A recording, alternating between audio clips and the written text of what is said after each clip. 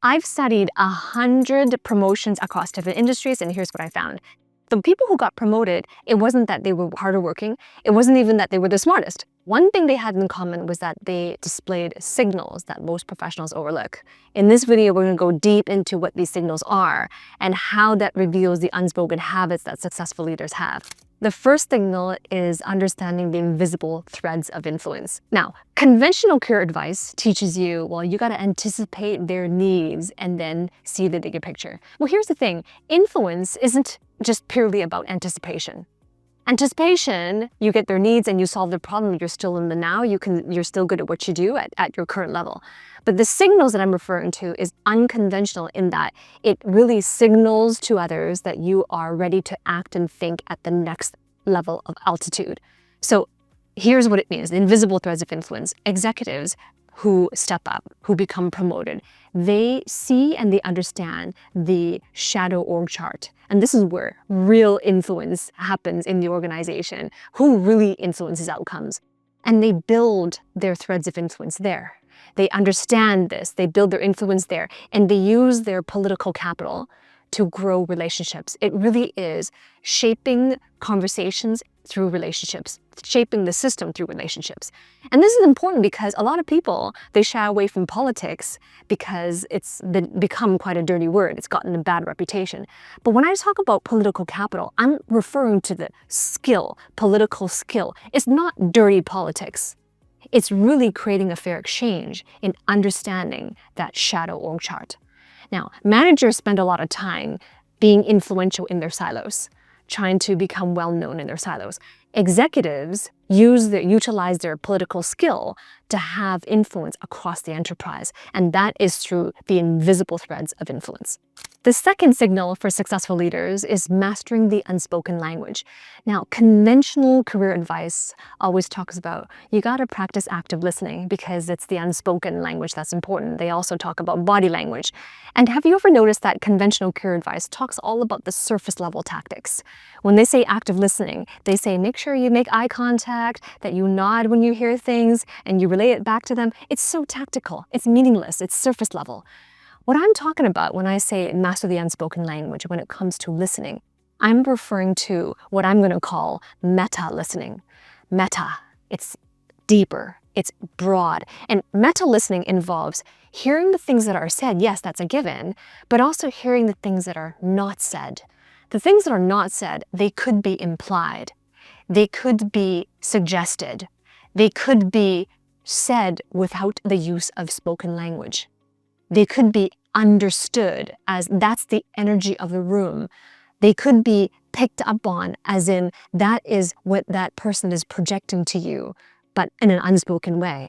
This is meta listening. You are picking up on their signals, on what's not spoken, on their gestures, on their hesitations, on their unspoken energies. So this is a practice. It's a skill that can be learned, it can be acquired, it can be focused on. So that is what I'm going to call it, meta listening. So that's one of the three parts of unspoken language.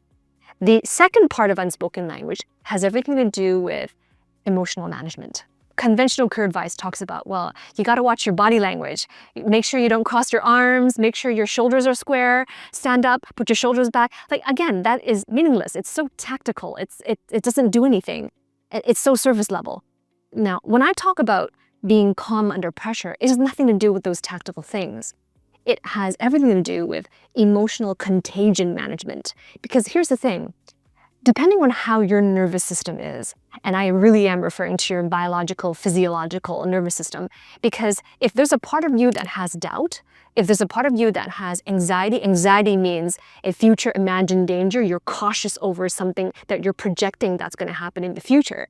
Or if your nervous system is on high vigilance because you are afraid of criticism, or you need to be liked, or you're walking on eggshells and you're hesitant.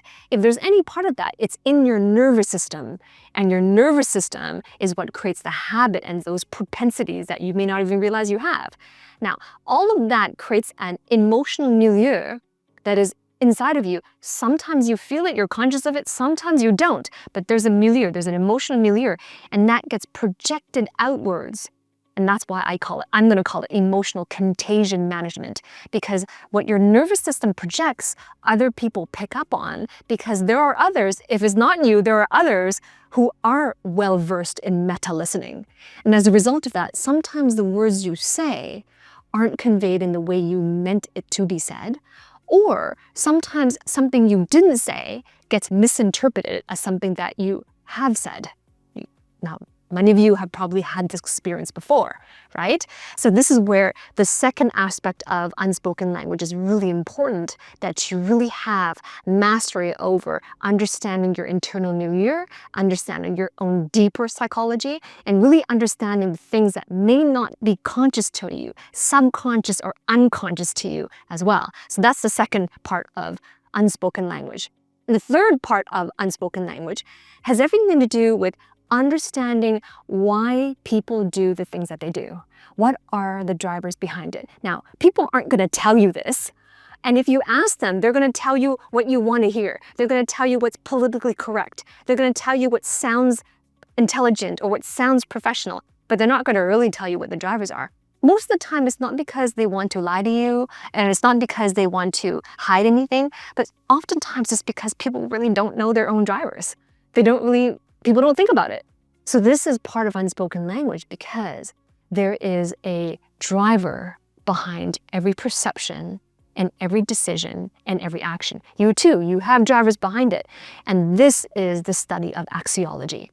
Understanding, well, what does shape people's actions, their behaviors, and their decisions? What is it? And this is an unspoken language. When you master this, now you can adapt your communication, you can create fair exchange, you can have deeper, more meaningful connections with relationships at work and even in your home. And as a result of that, you can really learn to develop a network around you, and you can really learn to be able to be the professional and have the presence that you desire to have as a leader.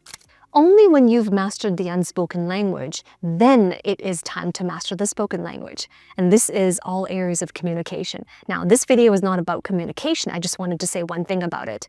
When it comes to communication, no matter what type of communication, it could be a presentation, a negotiation, something impromptu like a Q&A, right? A lot of times there's conventional communication advice out there that says you need to be clear and concise. Again, that is so surface level. It's so tactical. It's meaningless. Be concise. Well, what does that mean? Concise to me is not concise to you. If you think you've been concise enough, they may not think you're concise enough. So then people disagree about conciseness. Here's what I say. It's not about finding a universal metric of clear and concise, because there isn't one.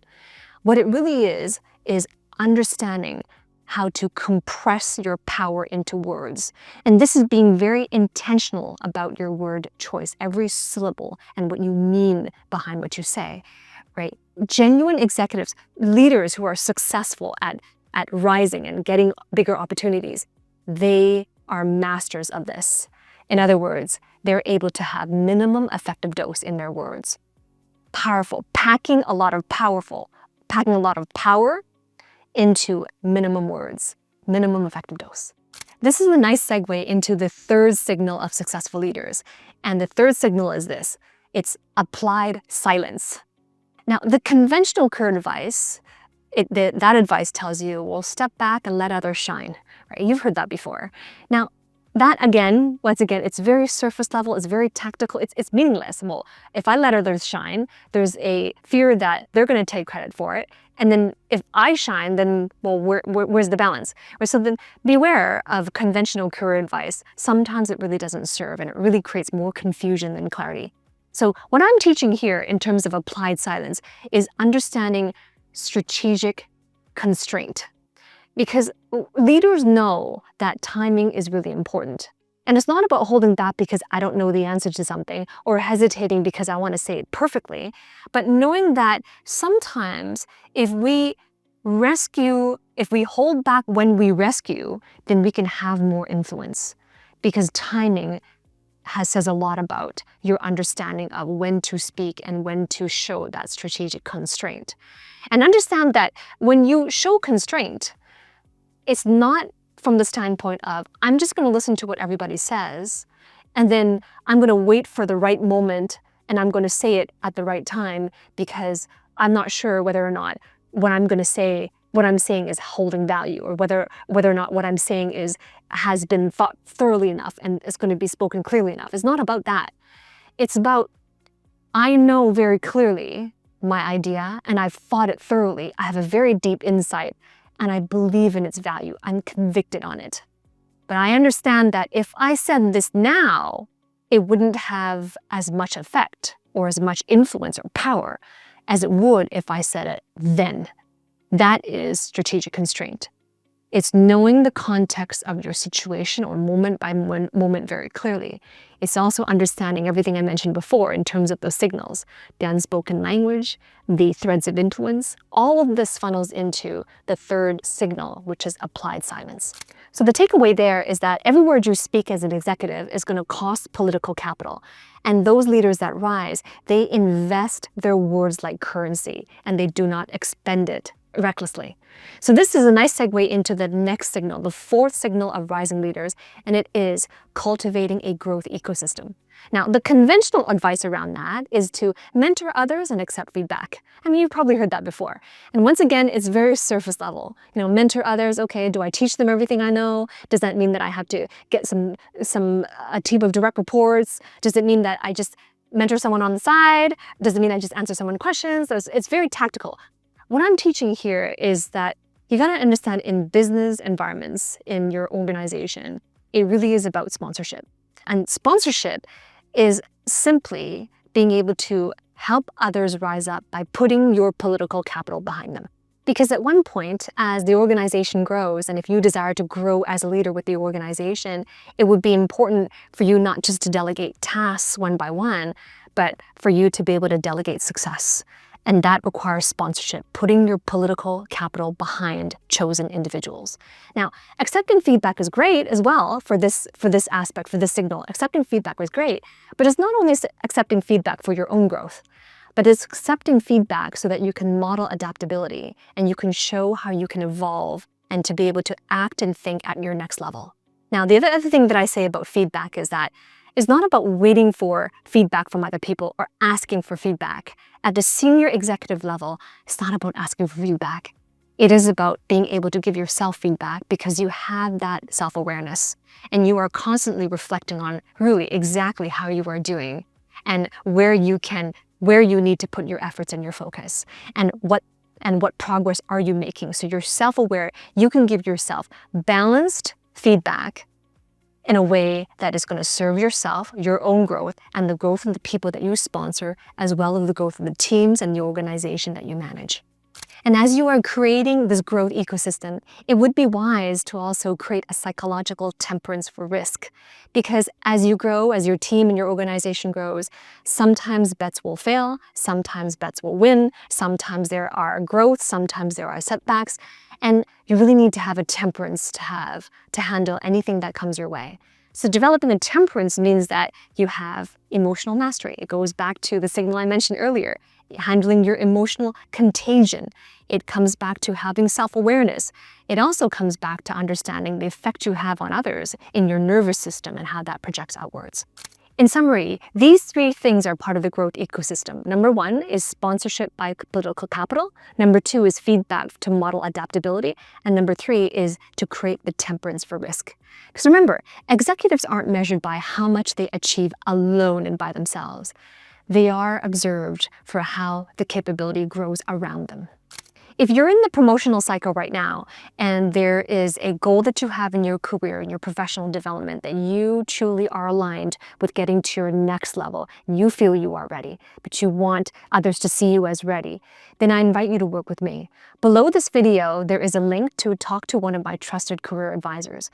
We're going to go over what's been happening for you, what's your situation, what are your challenges that you might be perceiving right now, and where do you want to go? And if it makes sense for you to work with me and directly with my team as well, then we're going to invite you into my mentorship program. And if you're invited into my mentorship program, every single month and every single week, I provide training and also opportunities for mentorship to help you to become promotion ready. So click the link below, speak to one of my advisors, and I look forward to working with you on the inside. Now, the fifth signal of successful leaders is this. It's stewardship beyond the self. Now, once again, here's conventional career advice. It tells you, take ownership of your responsibilities, take ownership of the organizational success, and show integrity. Now, those are meaningful. You got to take ownership of your responsibility. That's meaningful. It's also the bare minimum. And it's what could get you to the next level when you're at the beginning or early stages of your career. But here, we're talking about executive levels, senior level leadership, enterprise level decision making. That's a whole nother tier. Whereas being responsible and having integrity over your responsibilities in your job description is bare minimum. Because here's the thing. Most people think that in order to be promoted, promotion constitutes exceeding your job description. The truth is, it's not about exceeding your job description, it's about transcending it, right? It's not about doing more or doing your job description well. If you want to be promoted into the most senior, most leadership positions, it's not about those things. It is about consistently and persistently making decisions from the future self you need to be once you are in that position. Reflect on that again. Making decisions from your future self. Now, this is very difficult to do because we're so used to making decisions from who we are right now, because it's familiar, because you have all the frameworks, because it feels like you have all the information right now. So how do you project onto the future and make decisions from your future self? You know that you're doing it when it gets really uncomfortable, when it is counterintuitive to you right now, when it is something that you would never have thought of. That is something that you need to balance your perspective with. And this is important because if you make decisions from where you are right now and you hold to those truths, then it's going to be very difficult later on when as you climb, as you get bigger opportunities, you're going to be making more and more decisions with less and less information. And with less and less information, it gets more and more uncomfortable. And sometimes the decisions that your higher-ups are making don't make sense to you and you don't agree with it, or it seems very counterintuitive. And that's why it's important to consistently be challenging yourself to think differently. Think from the future you. How would the you decide if you already got that position? How would the you decide if you already got that promotion? And chances are there will be some changes. Some things might stay the same, but there will be some changes. It's where there will be changes that when you think about that now, that you can take your thought process and the way you take ownership of your responsibilities to a whole new level. What I saw across all the promotions among my clients across industries was not about luck and it wasn't about hard work. It really was a shift in identity, a shift from operator to visionary, a shift from focusing on the job description to transcending it. It was a shift in identity because you never do grow beyond what you believe or perceive to be your identity. And that shift has been perceived, it will be perceived long before the promotion was even given.